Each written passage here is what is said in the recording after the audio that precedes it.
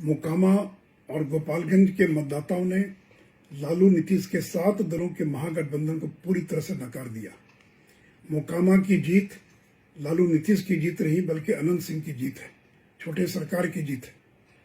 पिछले 7 चुनाव में अनंत सिंह और उनका परिवार 6 बार चुनाव जीत चुका है। पार्टी चाहे आरजेडी हो, जनता दल यू हो या निर्दलीय हो, हर बार जीत अनंत सिंह की होती रही है, न कि किसी पार्टी की।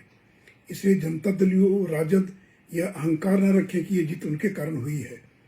और बीजेपी पहली बार चुनाव लड़ रही थी और तब 62,000 वोट बीजेपी लाने में सफल हुई है। पिछले बार जब अनंत सिंह चुनाव लड़ रहे थे राजद से, तो उन्होंने नीतीश कुमार के उम्मीदवार को 35,000 वोटों से हराया था और इस बार जीत का अंतर केवल 16,000 वोट ही रह गए हैं। और इसलिए मोकामा क्षेत्र के चाहे वो ईबीसी मतदाता हों या लव कुश हों, इन लोगों ने एकमुश्त होकर भाजपा गठबंधन को वोट देने का काम किया है। और वहीं गोपालगंज क्षेत्र की जनता ने सुभाष सिंह को अपनी विनम्र श्रद्धांजलि अर्पित की है। नीतीश कुमार का वहाँ भी जो आधार वोट था लव कुश और ईबीसी, वो पूरा का पूरा वोट बीजेपी की तरफ खिसक गया।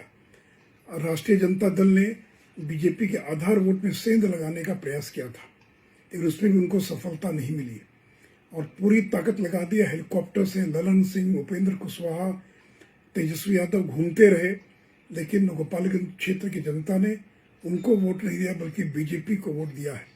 इसलिए मैं भारतीय जनता पार्टी की ओर से गोपालगंज और मोकामा दोनों क्षेत्र की जनता को और विशेष करके जनता दल यू का जो आधार वोट रहा लव कुश और ईबीसी, उसको बीजेपी को वोट देने के लिए मैं अपनी ओर से बधाई और धन्यवाद देता हूँ।